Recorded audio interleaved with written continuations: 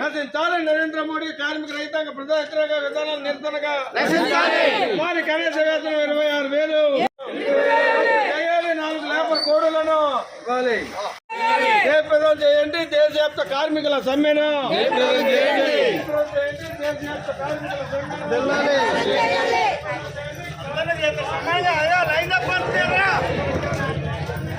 Line up కానీ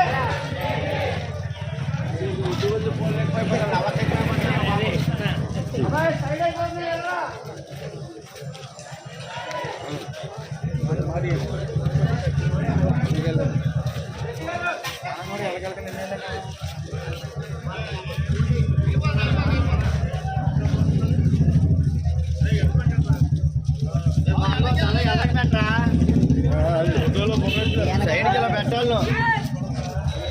sudden గా 2 లైన్లు వినోదాలు ఎత్తా ఉండండి.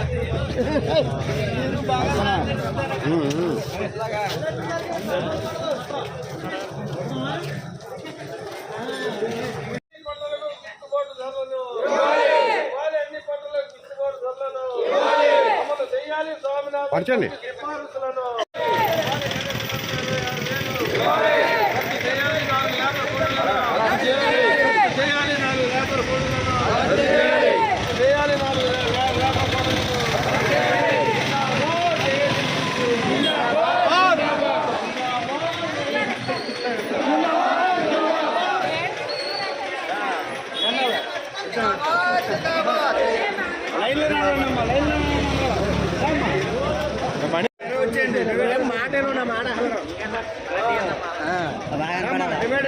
డిబేట్ చూడండి.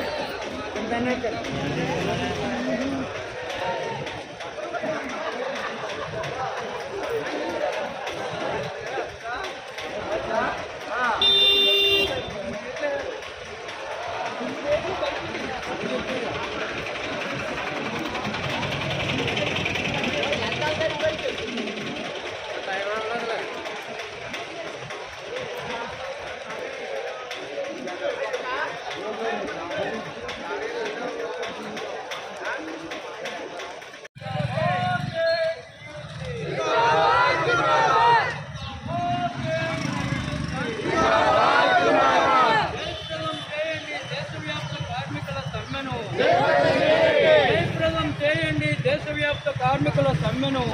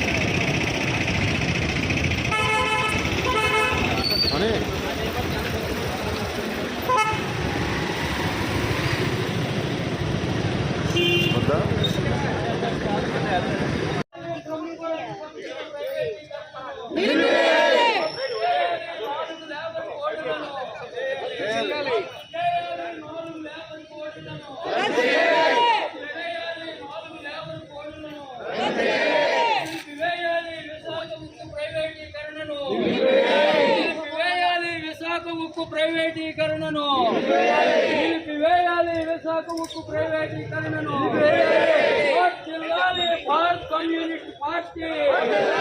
వర్ధిల్లాలి భారత్ కమ్యూనిస్ట్ పార్టీ. జిందాబాద్ టీయూసీ. జిందాబాద్ టీయూసీ. జిందాబాద్ టీయూసీ.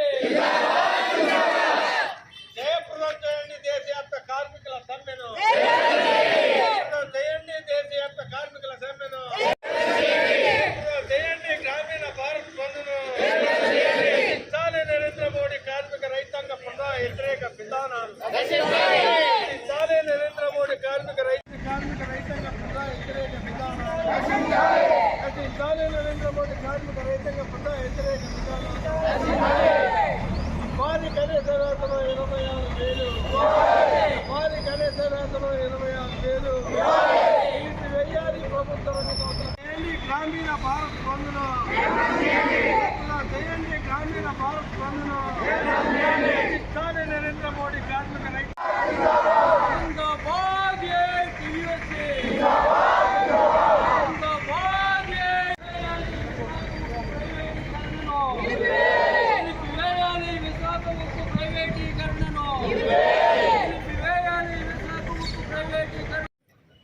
కేంద్రంలో 13 కేంద్ర కార్మిక సంఘాలు సంయుక్త కిసాన్ మోర్చా పిలుపు మేరకు ఈరోజు దేశవ్యాప్తంగా కార్మికులు సమ్మెలో పాల్గొన్నారు. అలాగే సంయుక్త కిసాన్ మోర్చా పిలుపు మేరకు గ్రామీణ భారత బంద్ కూడా జరుగుతుంది. ప్రధానంగా నరేంద్ర మోడీ అధికారంలోకి వచ్చిన ఈ 9.5 సంవత్సరాల్లో అతను అనుసరించిన విధానాలు ఈ దేశాన్ని మతతత్వం వైపు నడిపిస్తూ ఈ దేశంలో మైనార్టీలుగా ఉన్న ముస్లింలు కానీ అలాగే క్రైస్తవులు కానీ దళితులు కానీ ఎవరికి కూడా రక్షణ లేకుండా పోయిన పరిస్థితి. అలాగే స్వతంత్రానికి పూర్వం ఆ తదనంతరం కూడా కార్మికులు పెద్ద ఎత్తున ఉద్యమాలు త్యాగాలతో సాధించుకున్న 44 కార్మిక చట్టాలనే 4 కోడ్లుగా మార్చడం జరిగింది. అలాగే ఈ దేశ సంపద సముపార్జించుకున్న కార్మికులు కష్టజీవులు కష్టపడి సంపాదించిన ఈ సంపదని కార్పొరేట్ సంస్థలకి అతి కారు చౌకగా కూడా జగనమ్ముతున్నాడు. అందులో భాగంగానే గుజరాత్ చెందిన అదానీ అంబానీలకి ఈ సంపదని కట్టబెడుతున్నారు. ప్రభుత్వ రంగ సంస్థలన్నింటినీ కూడా నిర్వీర్యం చేసి మన ప్రైవేట్ శక్తులకి కార్పొరేట్ శక్తులు చెప్తున్నారు. అలాగే మనం 32 మంది బలిదానంతో ఈ రాష్ట్రంలో మనం సాధించుకున్న ఉక్కు కర్మాగారం విశాఖ ఉక్కుని ప్రైవేటీకరణకి పావులు కదిపాడు. అది ప్రాసెస్లో ఉంది. అందువల్ల నరేంద్ర మోడీ వచ్చాక అప్పులు గత మన స్వతంత్రం వచ్చిన తర్వాత 67 సంవత్సరాల్లో 14 మంది ముఖ్యమంత్రులు హయాంలో 57 లక్షల కోట్లు అప్పు చేస్తే నరేంద్ర మోడీ వచ్చిన ఈ 9.5 సంవత్సరాల్లో 100 లక్షల కోట్లు ఈ దేశానికి అప్పు మిగిల్చాడు. అంటే ఎటుపోతుందో తెలియదు. ఓ ప్రాజెక్టు కట్టిన పాపాన పోలేదు. అలాగే ఓ పెద్ద ఇండస్ట్రీ వేలాది కార్మికులకు ఇక్కడ బతుకు తెరుగు సంబంధించింది లేదు. పైగా అతను 2014లో ఈ అధికారంలోకి వచ్చినప్పుడు ఈ దేశంలో నిరుద్యోగ సమస్యని పూర్తిగా నిర్మూలిస్తాను, సంవత్సరానికి 2 కోట్ల ఉద్యోగాలు ఇస్తా అన్నాడు. ఎక్కడ అమలు జరగలే. ఆయన వచ్చి 10 సంవత్సరాలు కావస్తుంది. ఇప్పుడు 20 కోట్ల ఉద్యోగాలు ఇచ్చి ఉండాలి. ఎక్కడ అది అమలు జరగలే. నల్లధనం విదేశాల్లో మూడుతున్న నల్లధనాన్ని నేను ఈ దేశాన్ని తీసుకొస్తానని చెప్పాడు. జీరో అకౌంట్లో 15 లక్షలు వేస్తానని చెప్పాడు. అమలు జరగలేదు. ఏమీ జరగలేదు. సరికదా ఎలక్షన్లు వచ్చేలోకి కొత్త విధానంతో ఆ మధ్యన 2019లో వచ్చేలోకి పుల్వామా దాడి మన సైనికులు చనిపోయారు. అది ఈరోజు మళ్ళీ రామ జన్మభూమి మొత్తం అందరికీ ట్రైన్లు బస్సులు అన్నీ చేసి రాముడిని అడ్డు పెట్టుకుని మళ్ళీ అధికారంలో రావడానికి ఓ ప్రయత్నం చేస్తాడు. నరేంద్ర మోడీ వచ్చాక ఈ దేశంలో ఏ వర్గము కూడా సుఖశాంతులతో లేదు. నరేంద్ర మోడీ విధానాలు ఈ దేశ రాజ్యాంగాల్లో ఏదైతే ఉన్నాయో అమలు పరచట్లేదు. దేశ రాజ్యాంగాన్ని కూడా తూట్లు పడుతూ అన్ని వ్యవస్థలను అతను మేనేజ్ చేస్తూ ఈ దేశానికి వినాశనకర పరిస్థితులు తీసుకొచ్చాడు. ప్రధానంగా మన కార్మిక వర్గంలో మనం సాధించుకున్న దగ్గర 100 సంవత్సరాలు ఏఐటీసీ పుట్టి 1920 104 సంవత్సరాలు మనం సాధించుకున్న చట్టాలన్నింటిలో కూడా కంప్లీట్ మన మీద ఉక్కుపాదం మోపి 44 చట్టాలు రద్దు చేసి కార్పొరేట్లకు అనుకూలంగా వాళ్ళు లాభాలు గడిస్తాకి అనుకూలంగా 4 కోట్లుగా దీన్ని మార్చడం జరిగింది. తీవ్రంగా దీన్ని మనం గ్రహించాలి. అలాగే నరేంద్ర మోడీ రానున్న ఎన్నికల్లో నరేంద్ర మోడీని గద్దె దించాలి. లేకపోతే ఈ కార్మిక వర్గానికి ఈ దేశంలో బహుజనులకి ఎవరికి కూడా మనకి ఒక సెక్యూరిటీ అనేది ఉండదు మనకి. అలాగే ఈ రాష్ట్రానికి వచ్చేలోకి అక్కడ మన చంద్రబాబు నాయుడు ఆ రోజు ముఖ్యమంత్రిగా ఉన్నప్పుడు ఓ గుప్పుడు మట్టి తీసుకొచ్చి రాజధానికి ఇచ్చేలేడు. మరి విభజన హామీలు ఏమి కూడా నెరవేరలేదు. ఉత్తరాంధ్ర రాయలసీమ జిల్లాలకి ప్రతి సంవత్సరం 50 కోట్ల ప్యాకేజ్ ఇవ్వాలి. అది ఇవ్వలేదు. అలాగే పోలవరం ప్రాజెక్టుకి ఇవ్వాల్సిన నిధులు లేదు.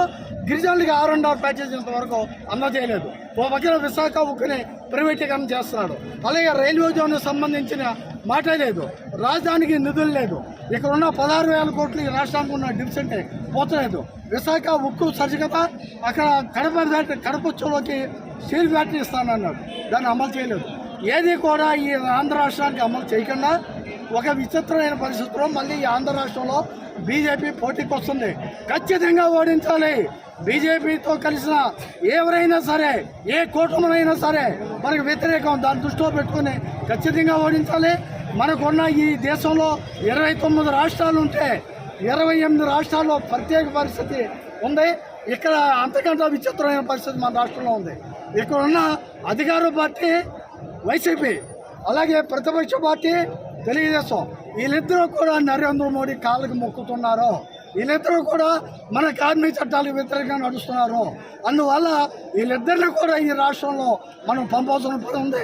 ఖచ్చితంగా నరేంద్ర మోడీ విధానాలు మనం వ్యతిరేకిస్తూ రానున్న ఎన్నికల్లో నరేంద్ర మోడీని గద్దె దించకపోతే ఈ దేశంలో ఉన్న కార్మికులు తీవ్రంగా నష్టపోతారు. ఇప్పటికే ఈ దేశంలో గనులు, విమానాశ్రయాలు, ఉక్కు ఫ్యాక్టరీలు, రైల్వే స్టేషన్లు, నౌకాశ్రయాలు, బొగ్గు, విద్యుత్తు, అసలు ఎల్ఐసి, బ్యాంకులు అన్నిట్లో కూడా తగనమ్ముతూ వస్తున్నాడు.